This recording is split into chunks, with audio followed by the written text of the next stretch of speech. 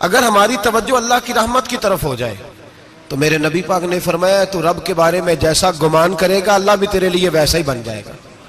अल्लाह वैसा बन के तुझे नवाजेगा। अगर तेरा ये ज़हन बन जाए ना कि जो अल्लाह मुझे देगा वो मुझे ही देगा, तो अल्लाह तबारक व तआला सबसे बढ़कर तुझे ही अता फरमाएगा। लेकिन उम्मीद रब करी और उम्मीद रहमत की, उसके करम की, उसकी अता की। हाँ, एक पहलू जरूर सोच के रखना चाहिए इस मौजू पर। सारी दुनिया निकम्मा कह दे तो बेटा माँ बाप के नजदीक निकम्मा नहीं होता।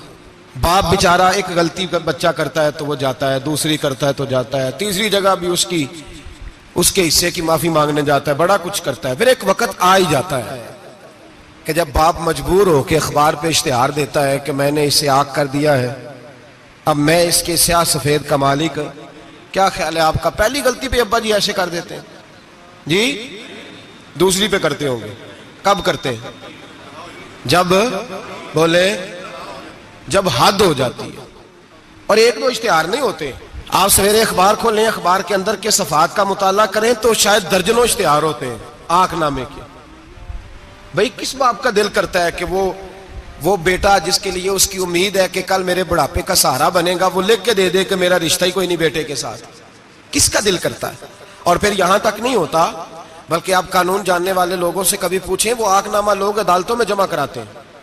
कहते हैं जी मैंने तो अखबार में निकाल दिया, मेरा इसके साथ कोई ताल्लुक। अम्मा कहती है मेरा कोई रिश्ता नहीं। क्यों? कब होता है ऐसे?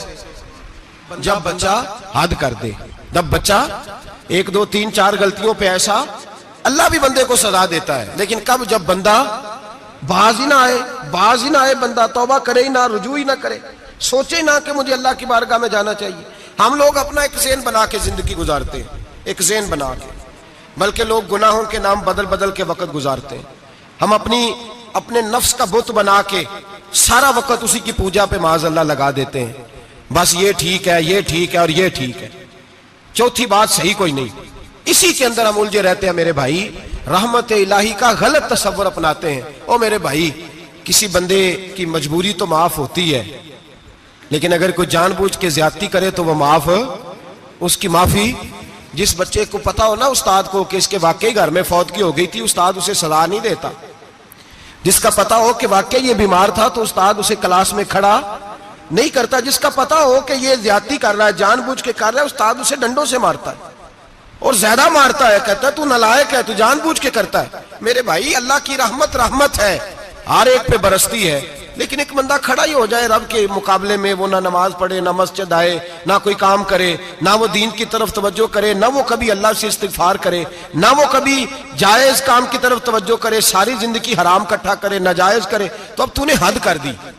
तेरे पास गजब आया नहीं, बल्कि तूने गजब को आवाज दी है।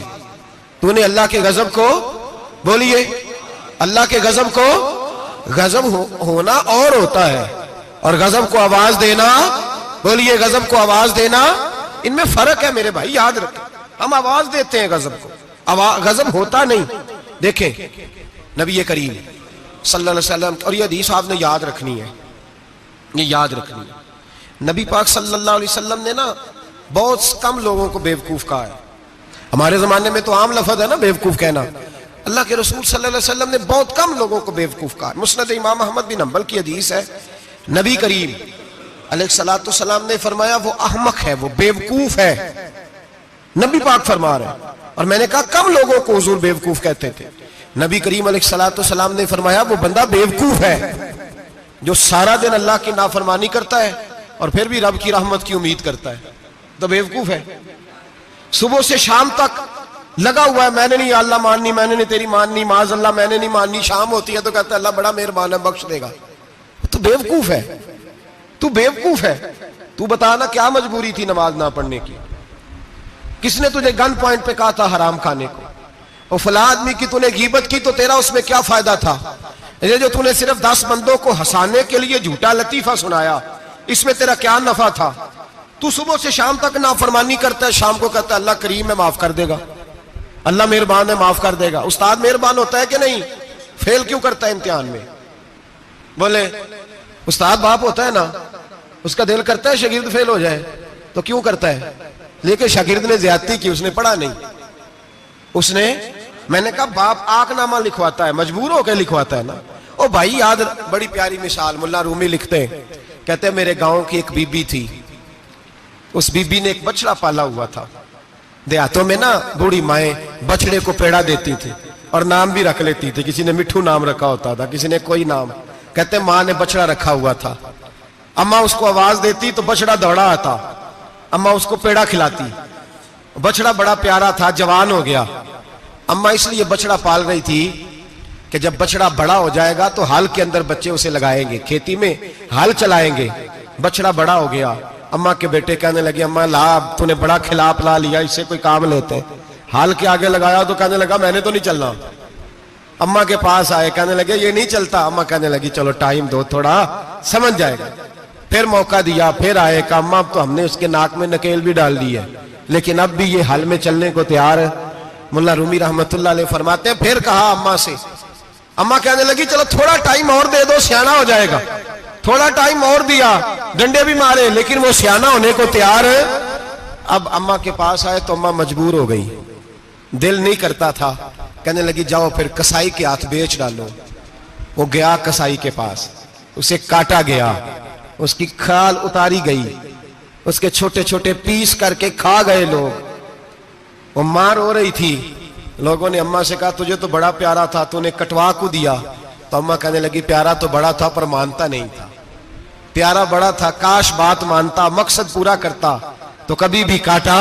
भाई रब करीम नहीं चाहता बंदा दोजख में जले, अल्लाह की रहमत नहीं चाहती जहन्नम में जले, पर बंदा मानता ही नहीं, ये तैयार ही नहीं होता। ये सोया हुआ है सवेरे, ये वो गप्पे लगा रहा है, असर के वक्त चौराहे पे खड़ा है, नमाज पढ़ने नहीं आया। इसने सारी जिंदगी में दर्जनों लतीफे सीख लिए, हजारों कहानियां सीख गया, कुरान पाक पढ़ना नहीं सीखा। इसने जिंदगी की हर चालाकी सीख ली है, नहीं सीखी तो अपने रसूल की हदीस नहीं सीखी, नहीं सीखा तो दीन की जरूरी बातों को नहीं सीखा। अब रब की रहमत तो नहीं चाहती कि बंदा जहन्नम में जाए, वो तो मेहरबान है, लेकिन रब करीम का कानून का तकाजा ये है कि जो अहकाम पूरे नहीं करेगा उसे फिर दोजख में डाला जाएगा। तो हमारे बुजुर्ग फरमाया करते थे असल बात यह है कि अल्लाह नहीं मुसलमान को दोजख में डालना चाहता, मुसलमान अपनी मर्जी से छलांगे लगा रहे, ये खुद छलांगे लगाता, ये बाज नहीं आता। आप यकीन करें, बड़ी जिम्मेदारी के साथ, बड़े खुलूस के साथ और बड़ी दयानतदारी से तजर्बे की बात अर्ज करता हूं, हमारे बहुत सारे गुनाह ऐसे हैं जिन गुनाहों का हमारी दुनियादारी को भी कोई फायदा नहीं, कोई फायदा नहीं हमारी दुनिया को भी उस गलती का। मेरी बातों की समझ आ रही है आप दोस्त? कुछ गुनाह ऐसे, एक तो होता है कि दुनिया का कोई फायदा हो, उस गुनाह में हमारी दुनिया का भी कोई फायदा।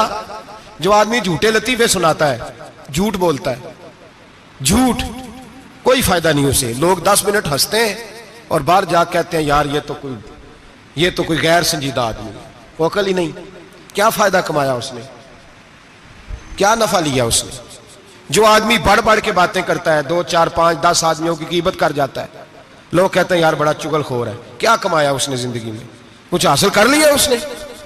हमारे बहुत सारे गुनाह मेरे भाई वो है जिनका हमारी दुनिया को भी कोई फायदा नहीं, तो क्यों ना हम उन गुनाहों को छोड़ दें ताकि हमारे दीन को तो फायदा हो जाए, दीन को तो फायदा हो जाए।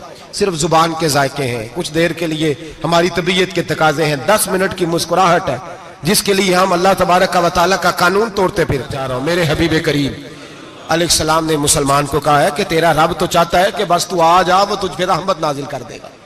आना तो शर्त है कि नहीं, आना तो शर्त है कि नहीं। अच्छा चले ये बताएं, जो आदमी 1 से लेकर 31 तारीख तक ड्यूटी करे उसको तनख्वाह लेने जाना पड़ता है कि तनख्वाह घर आ जाती है? बोल के बताएं। फिर भी जाना पड़ता है, ओके मैंने ड्यूटी पूरी की है, फिर भी जाना पड़ता है। ड्यूटी पूरी करने के बावजूद तुझे तनख्वाह लेने, और हो सकता है कि यह भी कहा जाए अभी आई नहीं कल आना, हो सकता है यह भी कहा जाए परसों आना, यह भी मुमकिन नहीं कि फौरन ओ खुदा के बंदे तू आता ही नहीं खुदा की रहमत लेने, तू उसके घर की तरफ रुजू ही नहीं करता, तू तवज्जो ही नहीं करता, तू कहता अल्लाह मेहरबान है। भाई मेहरबान तो है, तू रहमत लेने आया है, तूने को बहाना बनाया उसकी रहमत का। अल्लाह की रहमत कीमत नहीं मांगती, बहाना मांगती है, पर बता ना तेरा को बहाना है कि नहीं।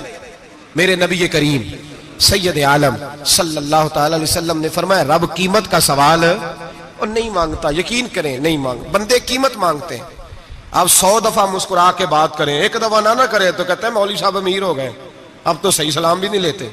एक दफा हो सकता है बेचारा पेट में दर्द हो रही हो सकता है घर की को बहुत बड़ी टेंशन हो सकता है कोई मजबूरी हो। बंदे हमा वक्त कीमत मांगते हैं, हमा वक्त आप तंदुरुस्त हैं, हर वक्त आप कीमत अदा करते हैं तो लोग राजी हैं। लेकिन रब कहता तू कोई कीमत ना दे, कोई बहाना ही बना ले, तेरा रब तुझसे राजी हो जाएगा। सुने बड़ी प्यारी हदीस, बड़ी खूबसूरत हदीस, कंजुल माल में दीगर कुतुब हदीस में है। हजरत अबू हुरैरा रदी अल्लाह तआला अन्हु फरमाते एक बाबा जी नबी पाक की बारगाह में आए और जब वो वापस जाने लगे तो मैंने उम्र पूछी तो उम्र थी 96 साल। कहते हैं बुजुर्ग जब आए ना तो ये भवें जो है ना उनकी सफेद होके तो यूं आंखों पे आ गई। बड़ी छड़ी बाबा जी ने पकड़ी हुई और दोनों हाथ पकड़ के ना छड़ी के ऊपर झुके हुए हैं एक जानिब, कुर्बान जाऊं। कहते हैं जब वो बुजुर्ग मस्जिद में दाखिल हुए तो मेरे रसूल ने खड़े होकर इस्तकबाल फरमाया, खड़े हो, और नबी करीम सल्लल्लाहु अलैहि वसल्लम ने आगे बढ़ के बाबा जी को बाजू से पकड़ा और बिठाया। हुजूर बैठ गए। कहा बुजुर्गों कैसे आए हो? तो कहते हैं वो बाबा जी बात करते तो आंख खोल के पहले हुजूर का चेहरा देखते, फिर वो बात करते तो उनके लबो लहजे के अंदर बड़ी परेशानी, बड़ी तकलीफ, बड़ी मायूसी। अर्ज करने लगे या रसूल अल्लाह, हुजूर जिंदगी सारी गुनाहों में बीत गई है, हुजूर गलतियां ही गलतियां, याद माजी अजाब है, या रब छीन ले मुझसे हाफजा मेरा। अल्लाह के रसूल बड़ी लंबी फहरिस्त है, पाप ही पाप है, काले स्याह दफ्तर है। या रसूल अल्लाह सल्लल्लाहु अलैहि वसल्लम जब पलट के देखता हूं हुजूर मुझे नेकी दिखाई नहीं देती। हुजूर इस उम्र में आपका एक सहाबी मिला है, उसने बात समझाई है तो थोड़ा ख्याल आया है, लेकिन या रसूल अल्लाह सल्लल्लाहु अलैहि वसल्लम अब मेरा वजूद बेकार हो गया है, हुजूर बूढ़ा हो गया हूं। 3 बातें कही बुजुर्गों ने और निराली कही। कहने लगे या रसूल अल्लाह सल्लल्लाहु अलैहि वसल्लम, हुजूर अब तो मेरी कमर भी सीधी नहीं होती कि मैं नमाज ही सही अदा कर सकूं, बूढ़ा हो गया हूं। या रसूल अल्लाह सल्लल्लाहु अलैहि वसल्लम अब मेरे अंदर ताकत नहीं कि मैं मेहनत मजदूरी करके सदके और खैरात दे सकूं। या रसूल अल्लाह सल्लल्लाहु अलैहि वसल्लम अब मैं तलवार लेके जिहाद भी नहीं कर सकता। हुजूर ना मैं लंबी नमाजें पढ़ सकता हूं, आका ना मैं सदकातो खैरात दे सकता हूं, महबूबा ना मैं दीन के लिए कोई जिहाद कर सकता हूं। बेकार वजूद है, बेकार वजूद को तो घर वाले बर्दाश्त नहीं करते, बच्चे दुआ करते हैं या अल्लाह अब्बा जी को पर्दा दे दे, अम्मा को पर्दा दे दे, बेकार हो गया हूं और आज आया हूं तो मुझ बेकार को मेरा रब कबूल कर लेगा। आज कलमा पढ़ूं तो बेकार हूं, किसी काम का नहीं, ना नमाज ना सदकात ना जिहाद, कबूल कर लेगा। हजरत अबू हुरैरा फरमाते हैं जैसे बरसात में बारिश की झड़ी लगती है, यूं मुस्तफा की आंखों से झड़ी लग गई। हुजूर खुल के रोए, खुल के। और मेरे हबीबे पाक ने फरमाया बुजुर्गो बड़े मुजाहिद हैं, दीन के लिए जिहाद करने वाले बड़े हैं, रब करीम को आपकी तलवार की इतनी हाजत नहीं। और फरमाया उसके खजाने कोई खाली तो नहीं कि आप ही गोया सदका देंगे तो भरे जाएंगे। और फरमाया फिर रब करीम की शान में इजाफा नहीं करती इबादतें, वो तो बंदे को नफा देती हैं। मैं बुजुर्गो ना आप जिहाद करें ना आप सदकात दे, ला लंबी नमाजें पढ़े, आप सिदक दिल से आ जाए, अल्लाह के रसूल का वादा है रब आपको बगैर हिसाब किताब जन्नत अता फरमा देगा। आना तो शर्त है कि नहीं, आए तो सही ना, पहुंचे तो सही, आ जाए, उसको नहीं आ जाए सदका तो खैरात की जिहाद की तबलीग, आए तो सही ना। मेरे हबीब ने फरमाया बंदा जब रो के कहता है ना या अल्लाह गलती हो गई माफ कर दे, फरमाया मेरा मालिक उसे फौरन ही माफ फरमा देता है। तू आ तो सही, तू आता ही नहीं, तू आ ही नहीं रहा, तू घर में बैठा हुआ है, तू सोया हुआ है, तू दुकानदारी कर रहा है, तू पैसे गिन रहा है, तू आया ही नहीं, आ तो सही। बल्कि मेरे नबी पाक फरमाते हैं जब अल्लाह पाक का भागा हुआ गुलाम आता है फिर तो अल्लाह ज्यादा राजी होता है, फिर तो अल्लाह ज्यादा राजी होता है, ज्यादा राजी होता है। तो आ तो सही, पहुंच तो सही। बल्कि सूफिया तो और बात करते हैं, वो कहते हैं तो कभी भूल के भी रब रब करे तो अल्लाह तो उसे भी कबूल कर लेता है, भूल के। मुल्ला रूमी कहते हैं बनी इस्राइल का बंदा है, सनम पत्थर को कहते हैं, बुत को कहते हैं, बुत के सामने खड़ा है और सारी रात कहता या सनम या सनम या सनम, ए पत्थर ए बुत, सारी रात पुकारता रहा। रात गहरी हो गई, नींद का गलबा थक गया, सोने के करीब आया तो गलती से मुंह से निकल गया या समद, या सनम की जगह निकल गया। रब करीम ने फरमाया जिब्रील दौड़ के जा, जो मांगता है इसे दे दे। हजरत जिब्रील अर्ज करते हैं मौला भूल के तेरा नाम ले रहा है, भूल के ले रहा है।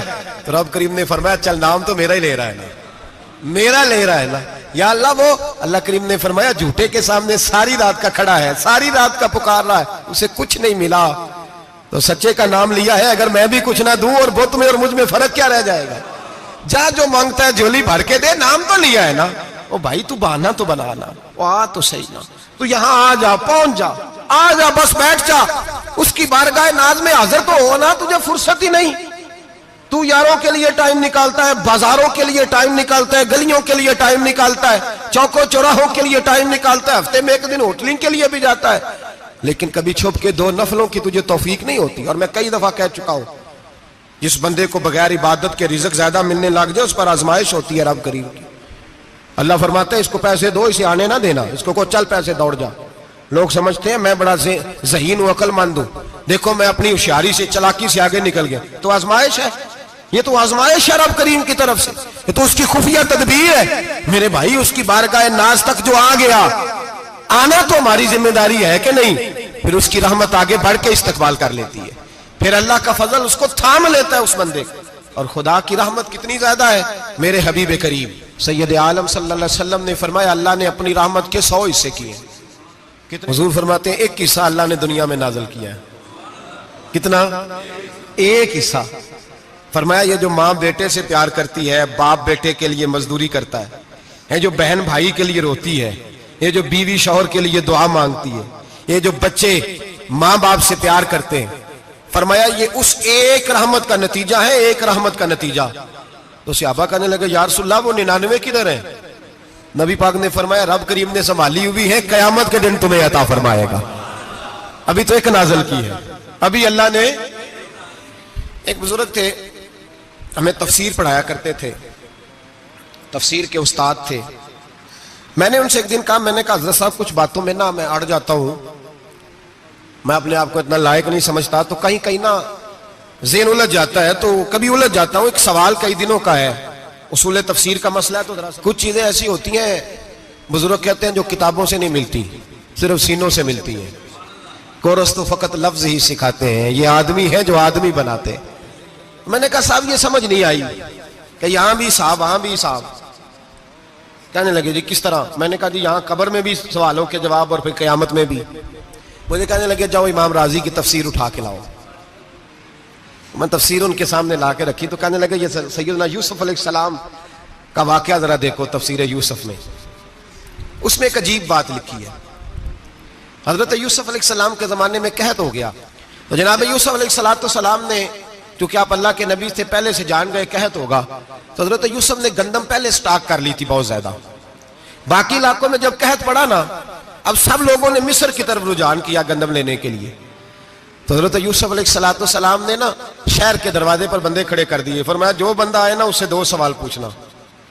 जो आएंगे लोग गंदम खरीदने, जो आए 2 सवाल पूछना। एक पूछना कहां से आया है, और एक पूछना लेके क्या आया है। एक पूछना, समझ आ रही है बात की, और दूसरा पूछना कि लेके सोना लेके आया है, चांदी गंदम खरीदनी है तो क्या चीज लेके आया है, कि नगद पैसे लाया है, ये पूछ लेना। जो आए 2 बातें पूछना, एक पूछना कहां से आया है और दूसरा पूछना क्या। एक रवायत में 3 सवाल भी हैं, लेकिन फरमाया पूछना 2 सवाल जरूर। इंतजार था ना भाइयों का किनान से आने वालों का। फरमाने लगे सबसे 2 सवाल पूछना, जब किनान वाले आए ना उनसे सिर्फ इतना पूछ लेना कि वो कहां से आए हैं। अगर पूछे ना किनान से आए हैं तो फिर ये ना पूछना क्या लेके आए हैं, फिर मैं जेब में खुद टटोल लूंगा वो क्या लेके आए। बाकियों से 2 सवाल।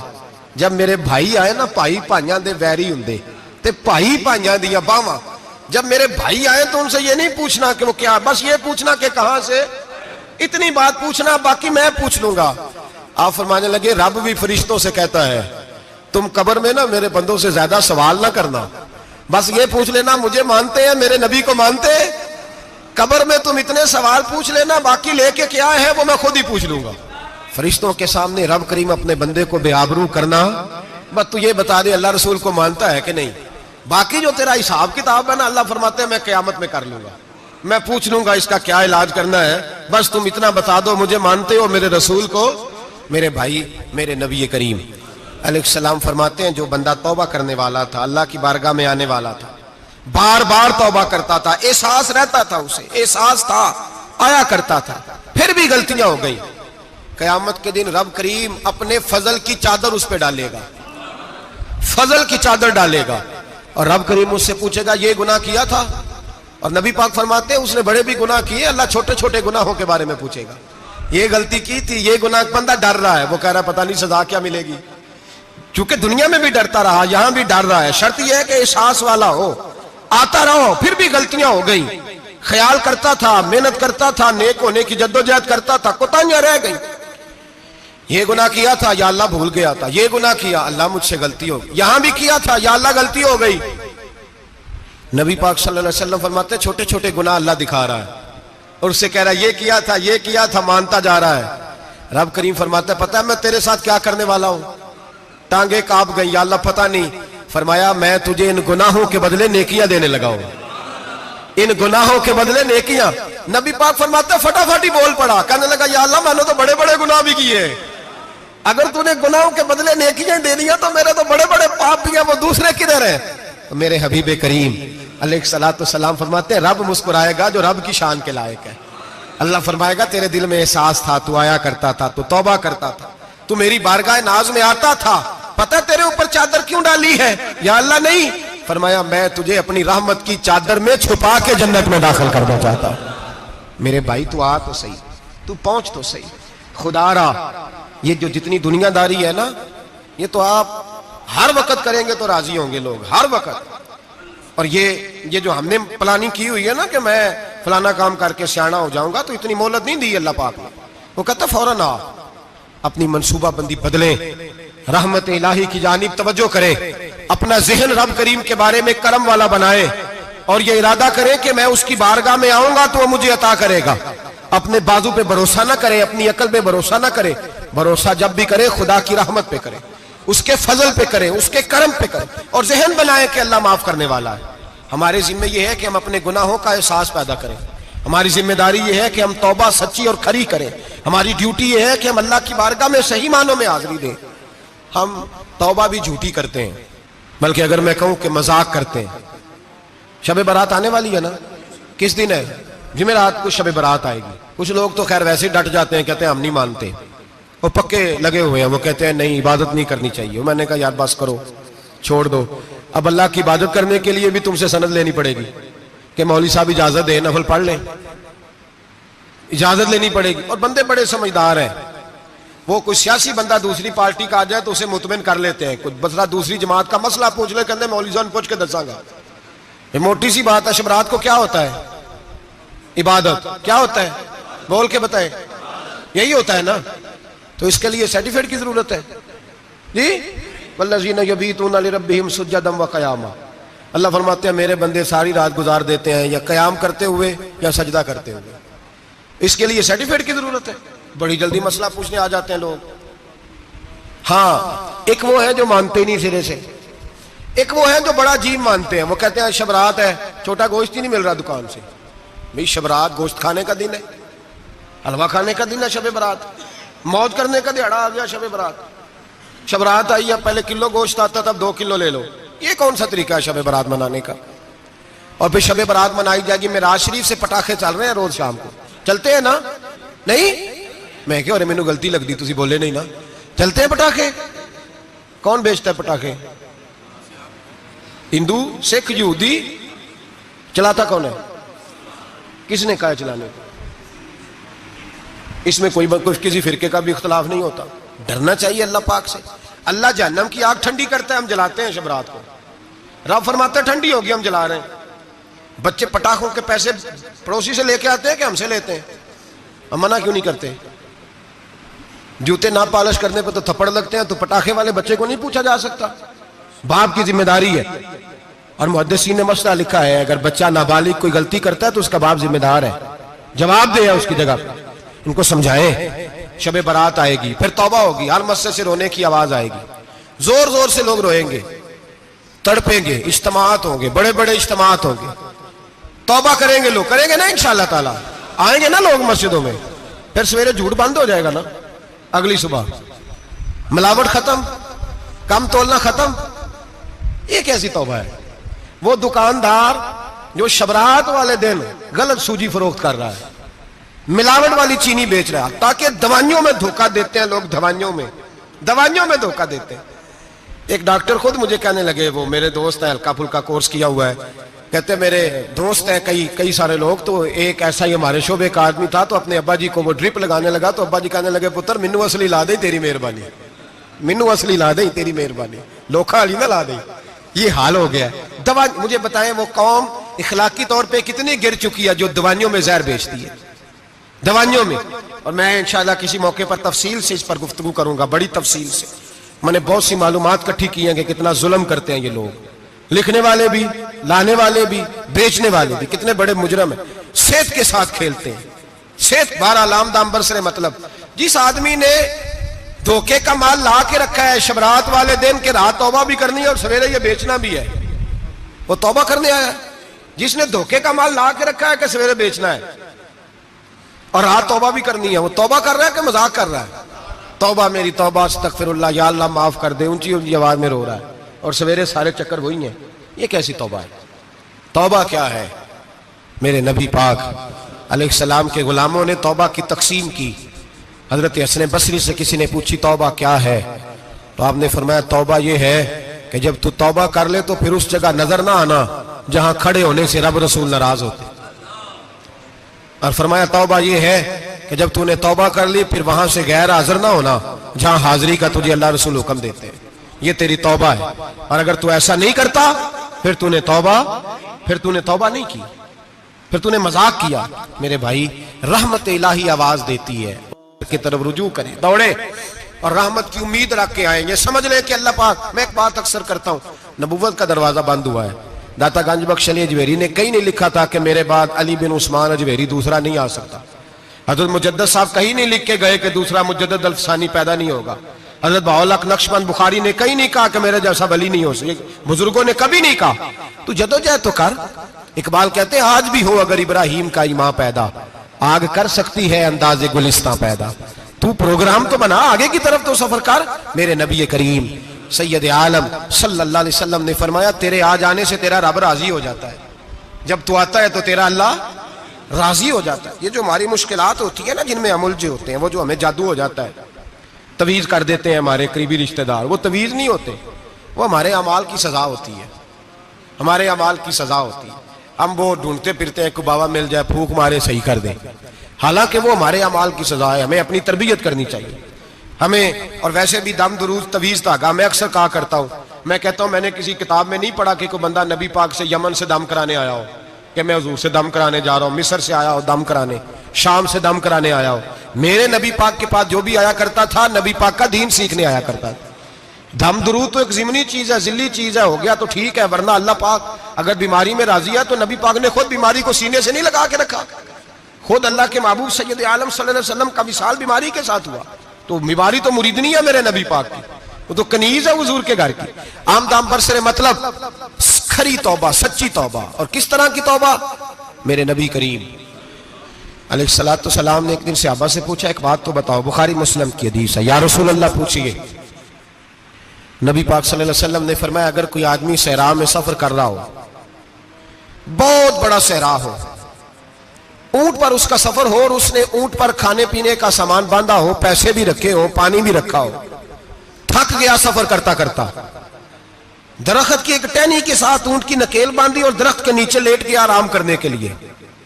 अल्लाह के हबीब फरमाते अचानक उसकी आंख लग गई। जब जागा तो उसने देखा कि ऊंट तो गायब हो गया है।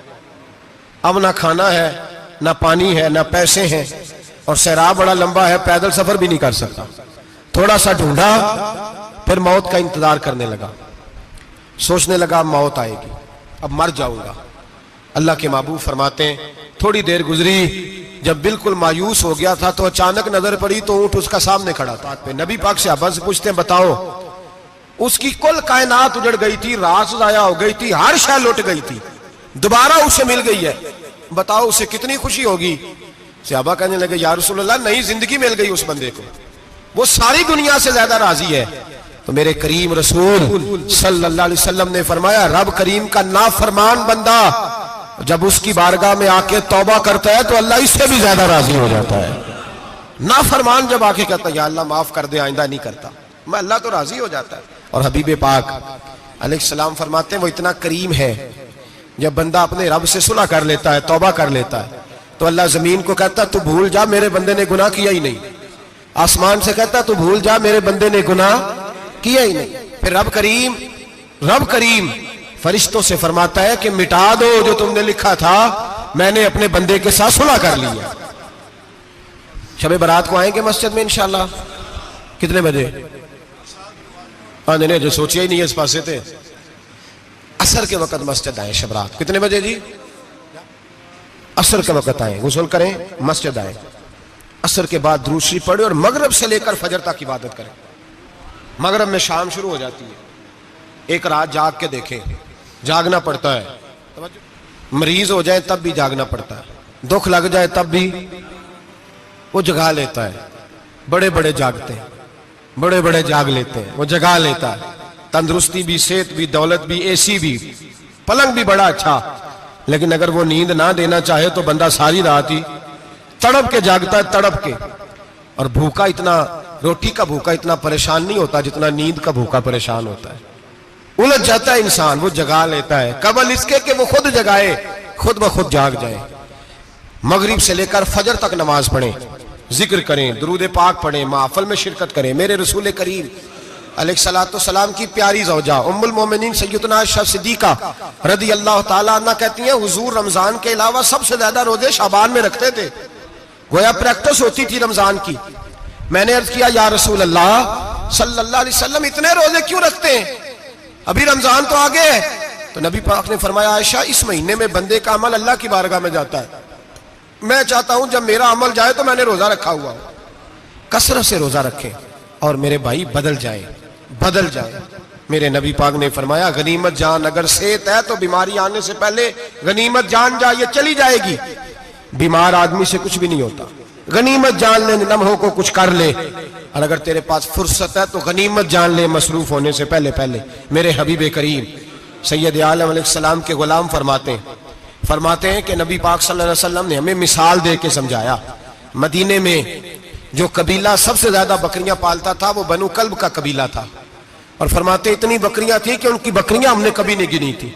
नबी पाक अलैहिस्सलाम ने फरमाया, जब शाबान की 15वीं रात आती है, ये तिरमिजी के लफ्ज है, फरमाया जब शाबान की 15वीं रात आती है तो बनु कल्ब के कबीले की बकरियों के बालों की तादाद के मुताबिक अल्लाह मेरी उम्मत के अफराद की बख्शिश फरमा देता है। और सहाबा कहते हैं हमें लगता यूं है कि चूंकि हमने जो चीज सबसे ज्यादा देखी थी वो बनु कल्ब की बकरियां थी, इसलिए नबी पाक ने हमें समझाने के लिए उनकी बात की, वरना अगर हमने उससे ज्यादा कुछ शायद देखी होती तो नबी पाक उसका नाम बयान फरमाते। हमें समझाने के लिए फरमाया बनु कल्ब के कबीले की बकरियों के बालों की था। किसी एक बकरी के बाल भी बंदा गिन सकता। और हुजूर ने फरमाया जो सबसे ज्यादा बकरियां पालते उनकी तादाद के मुताबिक हजरत आयशा सिद्दीका रदी अल्लाह ताला अन्हा फरमाती है, जन्नतुल बकी में हुजूर जाया करते, कब्रिस्तान में, कब्रिस्तान के कोने में। अल्लाह के रसूल को मैंने नमाज पढ़ते भी देखा 15वीं रात को। और फरमाती हैं हुजूर बकी वालों के लिए बख्शिश की दुआ भी करते, कब्रिस्तान भी जाएं शब बारात को, उनके लिए दुआ भी करें। और फिर मेरे भाई शब बारात को लिल्लाहियत के साथ आए, लौटने का प्रोग्राम बनाएं, उससे कबल के रब करीम खुद जकड़ के ले आए, खुद ब खुद आए, उसके करम की तरफ तवज्जो करें, उसकी रहमत की तरफ तवज्जो करें। मेरे रसूल करीम सल्लल्लाहु अलैहि वसल्लम के पास एक देहाती आए, मौला अली शेर खुदा फरमाते मैं भी हाजिर था। कहते कभी कभी सादे बंदे आते थे पर बड़ी अजीब ही बात कर जाते थे। कहते एक देहाती आए, तामत बांधी हुई और सादा सा रुमाल कंधे पे रखा हुआ है। नबी पाक के पास आए और हुजूर से दिल लगी करने लगे, हुजूर से दिल लगी करने लगे, मीठी बातें कहने लगे, या रसूलल्लाह एक मसला पूछने आया हूं। फिर मैं पूछो। अर्ज करते हैं हुजूर कयामत में हिसाब कौन लेगा? कयामत में अब किसको नहीं पता कौन हिसाब लेगा, दिल लगी की बात है ना, कौन लेगा? नबी पाक ने फरमाया अल्लाह हिसाब लेगा। तो कहते उसने ना और जुमला कहा तो हम उसकी बात पे हैरान हो गए। कहने लगे या रसूलल्लाह वाकई अल्लाह हिसाब लेगा? तो कहते नबी पाक मुस्कुराए, फरमाने लगे तुझे तेरी मार होए, मैं सच्ची तो कह रहा हूं। तो किस तरह की बात कर रहा है, अल्लाह ही हिसाब लेगा। हजरत अली फरमाते उसने रुमाल उठाया कंधे पे रखा, कहने लगे या रसूल अल्लाह, अगर रब हिसाब लेगा तो फिर उसने माफ ही कर देना है। ये कह के वो चला गया, ये लफ्ज कह के वो चला गया। तो हजरत मौला अली कहते मैंने हुजूर का चेहरा देखा तो गुलाब से भी ज्यादा खिला हुआ था, मैंने नबी पाक का चेहरा देखा तो चांद से भी ज्यादा रोशन था। मैंने कहा हुजूर ये क्या कह गया है? नबी पाक ने फरमाया बंदा बड़ा सादा था, बात बड़ी प्यारी कर गया है, बड़ी प्यारी कर गया है। हुजूर ने फरमाया अली रब करीम है, और करीम जब गालिब होता है तो करम ही फरमाया करता है, वो करम ही करता है, वो माफ ही करता है, वो माफ ही करता है। अल्लाह माफ करता है, पर मैंने कहा कोई माफी लेने आए ही ना, तो कोई माफी लेने। एक और बात भी आखिर में समझानी है आपको, वो भी समझ ले। हम जब किसी रिश्तेदार को राजी करने जाते हैं ना, नाराज हो, तो हमें पता चल जाता है कि ये वक्त टपाने आया या राजी हो गया। दो किस्म के लोग होते हैं, कहते हैं चलो बरादरी आ गई मैं चलता हूं, पर किस तरह, टाइम पे टाइम आऊंगा, 200 दे के घर आ जाऊंगा। और जो राजी हो जाते हैं ना, वो 2 दिन पहले आते हैं, देगों का भी ख्याल करते हैं, मुलाकात करते हैं, वो कपड़े भी नहीं बदलते। फर्क होता है राजी होने में। बात की समझ आ रही है आप? हम तौबा करने आते हैं अल्लाह की बारगाह में, क्या हमें पता नहीं चलता कि हमने तौबा किया, रब राजी हुआ है कि नहीं हुआ? हमारा ईमानी रिश्ता तो है ना अपने रब से, रूह का ताल्लुक तो है ना, तो हमें अंदाजा होता है कि अल्लाह राजी हो गया कि नहीं। अंदाजा तो होना चाहिए ना हमें। ये बात कहने की नहीं, ये बात महसूस करने की है, इसको महसूस करें। हम जब अल्लाह की बारगाह में आए तो फिर हमें अंदाजा होना चाहिए कि मैंने मना लिया है कि नहीं मना सका, मैं उसको राजी करके उठ रहा हूं कि नहीं उठ रहा। अगर बगैर राजी किए उठे हो तो फिर फॉर्मेलिटी करने आए थे, फिर राजी करने नहीं आए थे। हजरत फुज़ैल इब्ने अय्याज़ रहमतुल्लाह ताला अलैह फरमाते, एक दिन मैंने सर सजदे में रखा और मैंने कहा खुदा बंदा आज मुझे पता चलेगा कि तू मुझसे राजी है कि नाराज है, तो फिर ही मैं उठूंगा, फिर ही उठूंगा। आप फरमाते हैं मुझे चारों कोनों से आवाज आने लगी कि तेरा रब राजी हो गया। और फरमाते जिस जगह मैं सजदा कर रहा था वो जमीन भी बोलने लगी कि बस कर दे, अर्श का मालिक तुझसे राजी हो गया है। लेकिन शर्त यह है, हजरत हबीब अजमी रहमतुल्लाह अलैह फरमाते हैं मैं सूद का कारोबार करता था तौबा करने से पहले। कई दफा मैंने तौबा की थी, लेकिन मेरी उस तौबा के अंदर सदाकत नहीं होती थी। मेरा दिल भी गवाही देता था कि ये ना, बहुत सारे बंदे कहते हैं आइंदा नहीं करता, वक़्त टपाते हैं। जिस तरह बंदों को धोखा देते हैं, इस तरह माज़ अल्लाह तौबा भी इसी तरह की करते हैं, लेकिन बाद में दोबारा उसी डगर पे चल निकलते हैं जिस पे पहले होते हैं। आप फरमाते हैं मैं कई दफा तौबा करता था तो तोड़ देता था। आज मैंने तौबा की, किस तरह की? सूद का मैं धंधा करता था, तो मैं सूद के पैसे लाया, गोश्त पकने को दिया बीवी को, सूद के पैसों का। मेरी बीवी ने हंडिया चढ़ाई, थोड़ी देर गुजरी तो वो सारा गोश्त खून बन गया। मेरी बीवी उठा के लाई, कहने लगी ले जाइए, जो तू गरीबों का खून निचोड़ के लाया था ना, ये खून बन गया, खुद भी पी और औलाद को भी पिलाओ। कहते मैंने सच्ची तौबा का फैसला किया। आज पहले मैं सच्ची तौबा का इरादा नहीं कर, आज सच्ची तौबा का फैसला किया और मैं निकला, हजरत हसन बसरी के पास गया, उनकी बैत हुआ, तौबा की, उन्होंने मुझे अमाल बताए, खरी तौबा की। कहते हैं जब तौबा के लिए घर से निकला तो छोटे छोटे बच्चे खेल रहे थे। एक बच्चा कहने लगा पीछे हट जाओ, बहुत बड़ा सूदिया है, इसका साया भी पड़ गया तो हमारे अंदर नहुसत आ जाएगी, पीछे हट जाओ, सूद का धंधा करता है। कहते हैं मुझे और चोट लगी कि या अल्लाह तेरी छोटी छोटी मखलूक भी ये समझती है। कहते मैं तौबा करने गया तो खरी तौबा करके आया, हज़रत हसन बसरी के पास रो रो के तौबा की। मैं वहां से वापस आया तो बच्चे अभी खेल रहे थे। कहते हैं वो बच्चा जो पहले बोला था कि पीछे हट जाओ, बड़ा सूद वाला है, नहुसत पड़ जाएगी, वो बच्चा फिर आवाज देके कहने लगा दोस्तों पीछे हट जाओ, रब करीम का वली आ रहा है, अल्लाह का बंदा आ रहा है, कहीं ऐसा ना हो हमारे पैरों से गर्द रुड़े और इस वली के ऊपर पड़े और इसकी तौहीन हो जाए, अल्लाह हमसे नाराज ना हो जाए वली की तौहीन करके, पीछे हट जाओ। आप फरमाते हैं मैंने तड़प के आसमान की तरफ देखा और मैंने कहा या अल्लाह मुझे समझ आ गई है कि खरी तौबा क्या होती है, सच्ची तौबा, असल तौबा क्या होती है। झूठ मूठ की तौबा न करें। शब बारात को आए और बड़ा दयानतदारी का मशवरा देता हूं, दिल को संभाल के आए। अगर झूठ नहीं छोड़ना, फरेब नहीं छोड़ना, हमने मस्जिद की हाजिरी की पाबंदी नहीं करनी, तो फिर तौबा के लफ्ज पुकारना धोखा है, फिर ये धोखा है, फिर ये मजाक है, फिर मजाक ना करें। आना है तो खरी तौबा के इरादे से आए, खुल के आए। इंशाअल्लाह हर साल हम भी सारी रात यहाँ बैठते हैं, आपसे भी गुजारिश करेंगे कि छुट्टी ना करें, वक्त पे आए, मगरिब में आए, नवाफिल अदा करें, ईशा के बाद नवाफिल पढ़ें। महफिल करने का मकसद ये होता है कि तिलावत से दिल नरम होता है, नात से दिल नरम होता है, तकरीर से इंसान की सोच बदलती है, तौबा की तरफ जाती है। ये सारे काम करके जब बंदा इस्तिगफार करता है, तौबा करता है, तो उसके लिए आसान हो जाता है, ज़हन बन जाता है। इसलिए वाज भी होगा, जिक्र भी होगा, दुआ भी होगी। वक्त को ज़ाया न करें, रमज़ान करीब आने वाला है। बुजुर्ग कहते हैं अगर शब बारात पे सच्ची तौबा कर लोगे तो फिर रमज़ान में जो नेकियां करोगे वो तुम्हारे पास स्टॉक बन जाएगा, वो तुम्हारे पास खजाना इकट्ठा हो जाएगा। तौबा अभी से कर लो, मामला तभी से समेट लो, ताकि जब रमजान आए तो फिर नेकियां खजाना बन के जमा हो। हमेशा मिदहते खैरुल अनाम में गुजरे, दुआ है ये उम्र दरूद और सलाम में गुजरे। आखिर दावाना।